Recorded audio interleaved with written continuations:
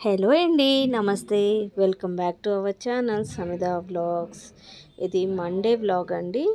నిన్న సండే అయితే పిల్లలకి హాలిడే అయితే వచ్చింది కదా, ఇంకా ఈరోజు వచ్చేసి మండే కాబట్టి ఇంకా మండే రెగ్యులర్గా పిల్లలకి స్కూల్ ఉందంటే ప్రతి ఒక్క పేరెంట్ ఉదయాన్నే లేచి ఏం పని చేస్తారండి. మనం అందరం చేసే పని ఈరోజు నేను వ్లాగ్ అయితే షూట్ చేశాను అనమాట. ఇంకా ఉదయాన్నే లేవగానే అయితే హాట్ వాటర్ తాగుతాం కదండి, అలానే హాట్ వాటర్ అయితే స్టవ్ మీద పెట్టేసి నేను రైస్ అయితే పెట్టేస్తున్నాను. ఇంకా ఈలోపు తేనె నిమ్మరసం కలిపేసిన హాట్ వాటర్ తీసుకుంటాను. ఇలాగ డైలీ మనం పొరగడుపున ఈ హాట్ వాటరు లెమన్ హనీతో తీసుకున్నాము అనేసి అంటే హెల్త్కి అయితే చాలా బెనిఫిట్స్ ఉన్నాయండి. మనలో ఉన్న ఫ్యాట్ పోతుంది, అలానే బీపీని కూడా కంట్రోల్ చేస్తుంది అనమాట. కాబట్టి రెగ్యులర్గా ఇదైతే నేను మా వారు కలిసి తీసుకుంటూ ఉంటాము. ఇది తీసుకున్న తర్వాత నెక్స్ట్ పనులన్నీ చేసుకుంటూనే ఉంటానండి. ఇంకా పిల్లలు వెళ్ళేంత వరకు అంతా బిజీగానే ఉంటుంది కదండి. ప్రతి ఒక్క పేరెంట్ ఇలానే ఉంటూ ఉంటారు మార్నింగ్ టైం అంటే. ఇంకా ఈరోజు నేను రైస్ అయితే పెట్టేసిన తర్వాత ఈరోజు పిల్లల లంచ్ బాక్స్లోకి వచ్చేసి నేను పప్పు టమాటో చేద్దాము అనేసి అనుకుంటున్నాను. ఇంకా కుక్కర్లో పెట్టేసాము అంటే మనకి త్వరగా కుక్ అయిపోతుంది కదండి. కాబట్టి నేను ఎప్పుడు పప్పు చేసినా కానీ కుక్కర్లోనే పెట్టేస్తూ ఉంటానన్నమాట. కుక్కర్లో పెట్టేసి 4 విజిల్స్ వచ్చినాయి అనేసి అంటే మనకు పప్పు అయితే పూర్తిగా కుక్ అయిపోతుంది. ఇంకా తర్వాత తాలింపు వేసేసుకోవటమేనండి. నిన్న అన్ని మసాలాలు బాగా ఎక్కువైనాయి కదండి, కాబట్టి ఈరోజు కేవలం సాఫ్ట్గా ఉన్నవే తీసుకుందాము అనేసి పప్పు టమాటో మాత్రమే చేసేస్తున్నాను. అది కూడా పిల్లలు చాలా ఇష్టంగా తింటూ ఉంటారు కదండి. ఏ పిల్లలకి పప్పు అంటే ఇష్టం ఉండదండి. ప్రతి ఒక్కరికి ఫేవరెట్ వచ్చేసి పప్పే కదండి. పిల్లలందరిలో కూడా మా పిల్లలకైతే పప్పులో ఏ ఐటెం చేసినా కానీ పప్పు అంటే చాలా ఇష్టంగా తింటూ ఉంటారనమాట. ఎప్పుడన్నా మసాలాలు తిన్న వెంటనే మరుసటి రోజైతే నేను ఇలాగ పప్పే చేస్తూ ఉంటాను. ఇలా చేశాను అనేసి అంటే అది బ్యాలెన్స్ అవుతుంది కదండి. కాబట్టి మసాలాలు తిన్న నెక్స్ట్ రోజైతే కంపల్సరీ పప్పు అయితే ఉంటుందన్నమాట ఇంట్లో. ఇంకా మార్నింగే పిల్లలకి క్యారేజ్ అయితే ప్యాక్ చేయాలి కాబట్టి ఇది చేసేస్తున్నాను.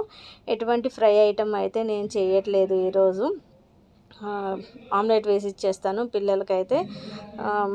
పిల్లలు ఇదివరకు ఇట్లాగా ఎగ్ కూడా సరిగ్గా తినట్లేదండి. ఎందుకో ఏమిటో ఏం నాకైతే అర్థం కావట్లేదు. కొన్ని రోజులు గ్యాప్ ఇవ్వమనేసి మా వారు అన్నారు. ఇంకా స్టవ్ మీద అయితే నేను కుక్కర్ పెట్టేశానండి. అలానే పిల్లల కోసం అనేసి పాలు ఇస్తున్నాను ఈరోజు వాళ్ళకి.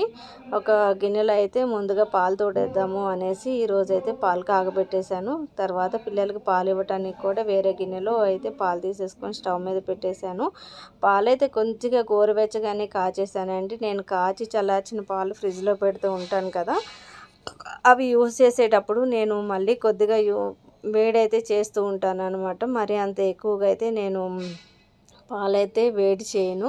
ఇంకా కొద్దిగా గోరువెచ్చగా ఉన్న పాలల్లోనే నేను ఈ తోడు అన్నది వేసేసాను అంటే ఒక 3 అవర్స్లో అయితే మనకి పెరుగు అయితే రెడీ అవుతుందన్నమాట. 3 అవర్స్ కన్నా ఎక్కువగా బయట ఉంది అనేసి అంటే పెరుగు మళ్ళీ పుల్లగా అయ్యే ఛాన్సెస్ ఉంటాయి. కాబట్టి కరెక్ట్గా 3 అవర్స్ అయితే నాకు పెరుగు అన్నది తోడుకుంటుంది. ఆ తర్వాత తీసి ఫ్రిడ్జ్లో పెట్టేసేస్తాను. ఇంకా వెంటనే పనులన్నీ చేసుకుంటూ ఉండాలి కదండి. కరెక్ట్గా 8:30 కంటే పిల్లలు బయలుదేరిపోవాలి. కాబట్టి ఇంకా ఈరోజు నేను టిఫిన్కి వచ్చేసి బొంబాయి రవ్వ ఉప్మా అయితే చేసేస్తున్నాను. ఇలా ఎక్కువగా ఉప్మా చేసినప్పుడు రేర్గా చేస్తూ ఉంటాను. ఎక్కువగా ఉప్మా అయితే ఇంట్లో వాళ్ళు ఇష్టపడరు. ఈరోజు ఎక్కువ పల్లీలు వేసేసి ఉప్మా అయితే చేసేస్తున్నాను అనమాట. ఉప్మా అంటే ఎంతమందికి ఇష్టం అండి. ఉప్మా అంటే ఇంట్లో వాళ్ళు సరిగ్గా ఇష్టపడరు. ఎక్కువగా దోశ ఇడ్లీ అంటేనే ఇష్టపడుతూ ఉంటారు. ఇంకా పూరి అంటే వాళ్ళకి ఫేవరెట్ అనేసి చెప్పాలి. ఈ ఉప్మా చేశాను అనేసి అంటే ఇంకా ఫేస్ ఇలా పెడతారు, తప్పదు తినాలి అన్నట్టు తింటూ ఉంటారనమాట. ఇంకా పనులు అయిపోతూనే ఉన్నాయి. ఉప్మా అయిపోయిన వెంటనే ఇంకా నేను పప్పు కూడా తాలింపు వేసేద్దాము అనేసి పప్పు అయితే తాలింపు వేసేస్తున్నాను ఇప్పుడు.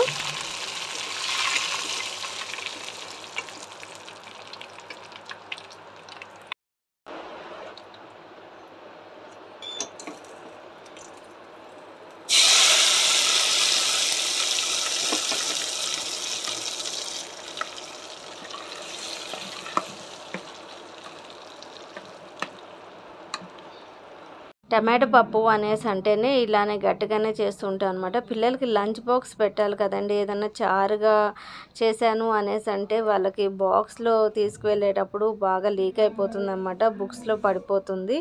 కాబట్టి పప్పు ఎప్పుడైనా కానీ ఇలాంటి ఐటమ్సే పిల్లలు క్యారేజ్లో చేస్తూ ఉంటాను. ఈవినింగ్ టైము వాళ్ళ ఇంట్లో ఉంటారు కాబట్టి చారు అన్నది పెడుతూ ఉంటాను అనమాట. ఇంకా పిల్లలు అయితే రెడీ అవుతూనే ఉన్నారు. రెడీ అయ్యేలోపు నేను లంచ్ బాక్స్ అయితే ప్యాక్ చేసేస్తాను అండి. పిల్లలు లంచ్ బాక్స్లో అయితే నేను ఎప్పుడు ఇలాంటి హెల్దీ ఫుడ్ పెట్టాలి అనేసి అనుకుంటూ ఉంటాను పిల్లలకి. ఇంకా స్కూల్లో వాళ్ళు పిల్లలతోటి ఏమి తింటారో ఏంటిదో నాకైతే అర్థం కాదు. కాబట్టి ఈవినింగ్ వచ్చిన తర్వాత కంపల్సరీ వాళ్ళకి హెల్దీ స్నాక్ అయితే చేసి పెడుతూనే ఉంటాను.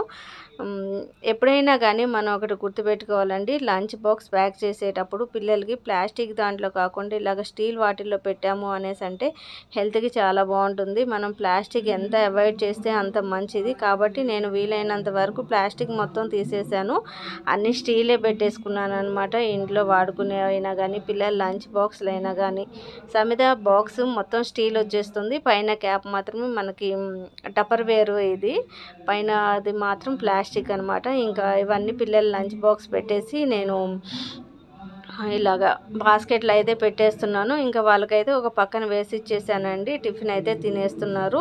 పాలైతే బాగా వేడిగా ఉన్నాయి. ఇంకా పిల్లలు బాగా చల్లారిన పాలు అయితే తాగుతారు, వేడిగా ఉంటే అసలు తాగరనమాట. కొద్ది వేడి కూడా పిల్లలు అలవాటు చేసుకోలేకపోయారు. ఫస్ట్ నుంచి వాళ్ళకి చల్లటి పాలు ఇవ్వటం అలవాటు అయిపోయింది. ఇంకా ఒక్కొక్క స్పూను షుగర్ అన్నది వేసేసి ఇలాగ పాలైతే ఇస్తున్నాను అనమాట.